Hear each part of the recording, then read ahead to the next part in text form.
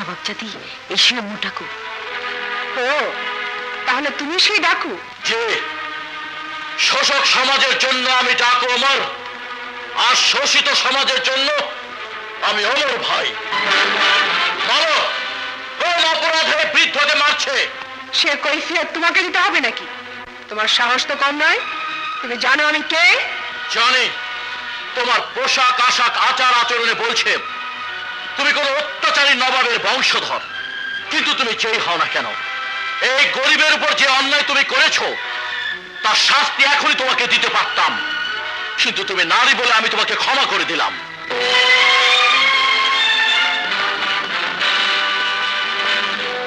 আপনি এখন নির্ভয় যেতে পারেন। আল্লাহ তোমার সহায় হোক। চল বাবা।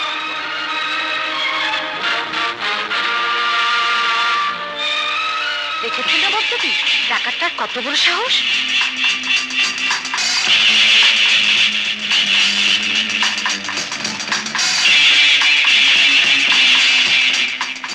এক সামান্য ডাকু হয়ে আমার সাথে বেয়াদবি করছো?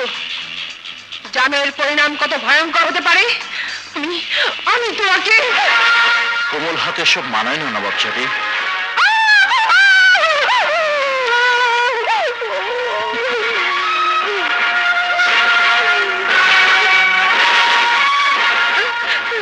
তুমি আমাকে চেনো না। এই অপমানের প্রতিশোধ আমি নেবই। চল সবাই।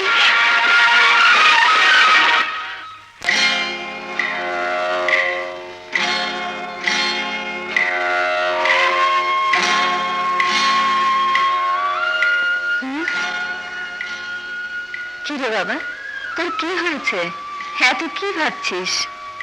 একটা কথাই বারবার আমাকে ভাবিয়ে তুলছে। কি এমন কথা যা তোকে ভাবিয়ে তুলেছে? আচ্ছা মা, বলতে পারো রাজা বাদশাহ জমিদার নবাব এরা তো নিষ্ঠুর, এত পাষণ্ড হয় কি করে? দয়া মায়া ভালোবাসা বলতে এদের মধ্যে কি কিছুই নেই? যেমনি এরা তেমনি এদের সন্তানেরা, হোক সে ছেলে হোক সে মেয়ে, গরিবদেরকে মানুষ বলে গণ্যই করতে চায় না। সবাইকে একদিকে রেখে বিচার করা যায় না ওমর। এদের মধ্যে কিছু ভালো আছে যাদের আচার ব্যবহার দেখলে মনে হয় না যে এরা রাজা বাদশাহ। কিন্তু হঠাৎ এই প্রসঙ্গে তুই কেন এত ভাবছিস? আর বলো না মা, আসার সময় দেখি এক নবাব যাদের বৃদ্ধ কাঠুরি একে অন্যায় ভাবে চাবুক মারছিল, ইচ্ছে হয়েছিল হাতটা ভেঙে দেই, কিন্তু কিন্তু মেয়ে বলে ছেড়ে দিয়েছি। খুব ভালো করেছিস বাবা। মেয়েদের উপর হাত তোলা কাপুরুষের কাজ। কিন্তু মা, গরিবের উপর অন্যায় অত্যাচার আমি যে সহ্য করতে পারি না, তখন আমার মাথায় খুন চেপে যায়। ইচ্ছে হয় ওদের তাসের রাজত্বটা ভেঙে তছনছ করে দেই। এর জন্যই তোর মৃত্যুর সময় তোর বাবা নির্যাতিত মানুষের মুক্তির হাতিয়ার তোর হাতে তুলে দিয়ে গেছে। শুধু এইটাই নয়, যারা তোর আসল বাবাকে তোরই চোখের সামনে নির্মমভাবে হত্যা করেছে তাদেরকেও তোকে খুঁজে বের করতে হবে। তুমি দোয়া করো মা, আমি যেন বীরত্বের সাথে ওদের মোকাবেলা করতে পারি। মায়ের দোয়া কখনো চেয়ে নিতে হয় না বাবা। আমার মতো তোর আসল মাও তোর জন্য দোয়া করছে। তুই কি কোনোদিন তার খোঁজ করবি না? মা, তোমাকে না কতবার বারণ করেছি ওই নামটি আমার সামনে উচ্চারণ করবে না। ও আমার জন্মদাতা পিতার হত্যাকারীকে বিয়ে করে আমাকে পর করে দিয়েছে। ও মা যদি কলঙ্ক, মা ওকে আমি ঘৃণা করি, ওকে আমি ঘৃণা করি।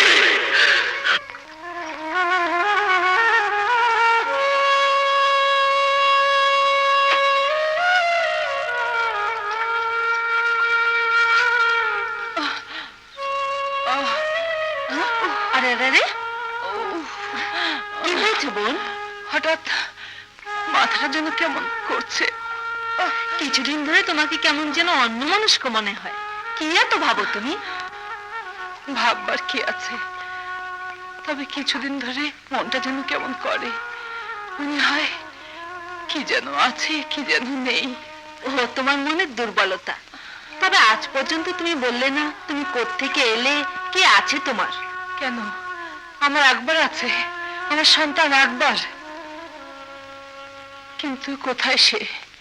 সেই যে কখন বেরিয়েছে, এখনো ফিরছে না কেন?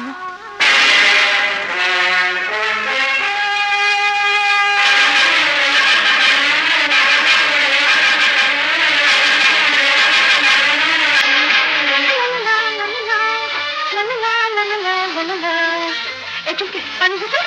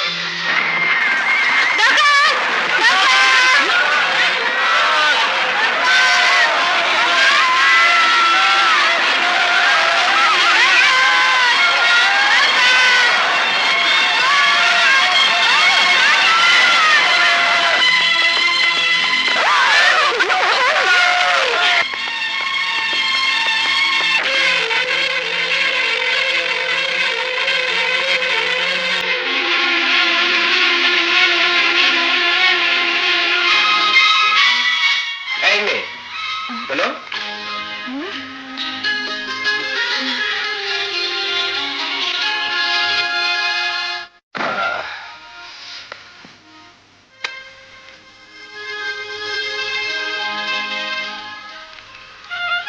আমাকে একটু পানি খাওয়াবে? অনেক তৃষ্ণা পেয়েছে।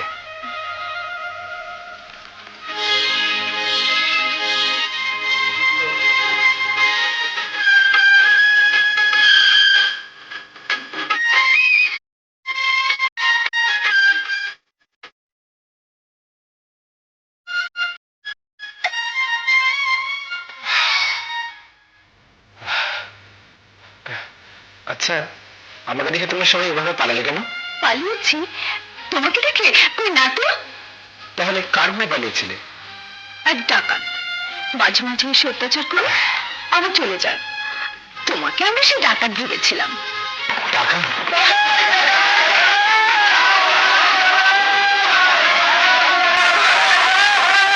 সে ডাকাতটা আসছে, শিখে পাও। আরে দাঁড়িয়ে দাঁড়িয়ে কি দেখছো? জলদি পালাও, নাহলে জানতে হারাবে। ওরে বাবা রে।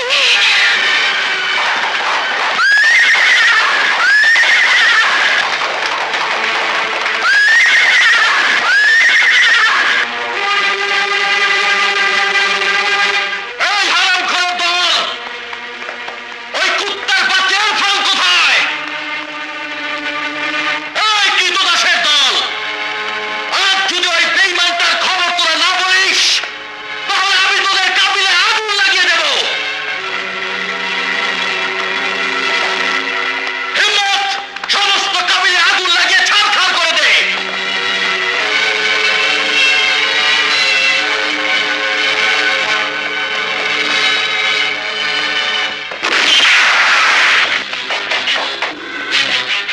না, আগুন তুমি লাগাতে পারবে না। কে তুই? তোর সাহস তো কম নয়, আমার কাছে বাধা দিচ্ছিস। তোর কি মৃত্যুর ভয় নেই? আকবর আল্লাহ ছাড়া আর কাউকে ভয় করে না। আমি যেই হই না কেন, তুমি এই কাবিলে আগুন দিতে পারবে না। তাহলে তুই ইরফানের গোলাম? আর পুলিশের দল, দেখ, তোদের জন্য নরপিশাচ ইরফান ওই গোলামটাকে লেলিয়ে দিয়েছে শিল্পের সাথে মোকাবেলা করতে। আমি গোলাম নরসিংহটা এবার পরখ করে দেখ।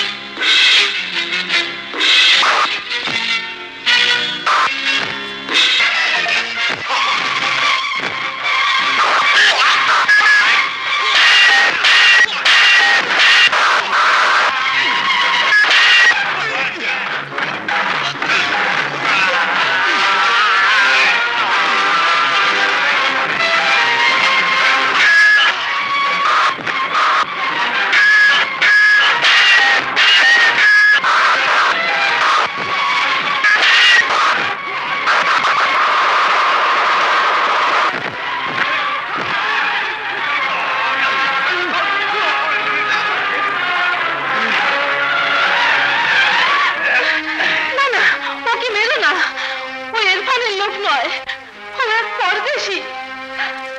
পানির পিপাসায় ক্লান্ত হয়ে ও এই কাবিলায় ঢুকেছিল। ওকে মেরে ওর মার বুক তুমি খালি করো না বাবা। নিশ্চয়ই সন্তানের জন্য মা পথ চেয়ে বসে আছে। জানি না তুমি কোন মায়ের সন্তান, তবু এই বুড়িমার কথায় তোমাকে আমি ছেড়ে দিচ্ছি। তবে একটা কথা মনে রেখো, আমার কাজে যারা বাধা দেয় তাদের আমি কখনো চিন্তা ছাড়ি না।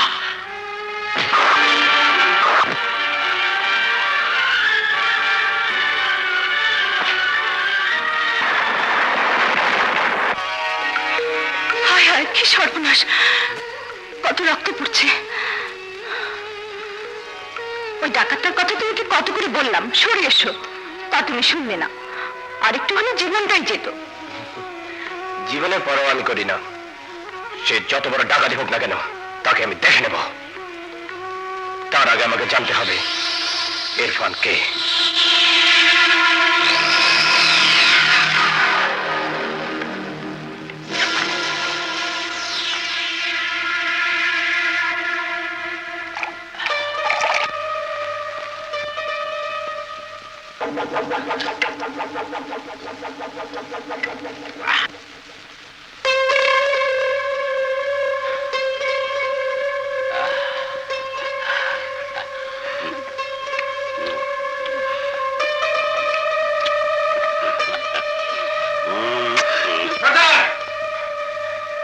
সর্দার, কি হয়েছে?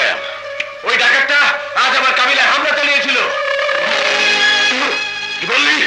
হ্যাঁ সর্দার, এবার তোমাকে না পেয়ে কাবিলায় আগুন জ্বালাতে চেয়েছিল, কিন্তু কোথা থেকে এক নৌজওয়ান এসে তার বাধা হয়ে দাঁড়ালো। নৌজওয়ান? কে সে নৌজওয়ান? মা, মা, আকবর, আমি এসেছি মা। এত দেরি করলি কেন বাবা? কি তোর হাতে কি হয়েছে? ও কিছু না মা, একটু আঘাত পেয়েছি। হ্যাঁ, কি করে? এক ডাকাতের মুখোমুখি হয়েছিলাম। ডাকাত? হ্যাঁ মা, সব পরে বলবো। এখন খিদে পেয়েছে, খেতে দাও। হ্যাঁ, চল বাবা।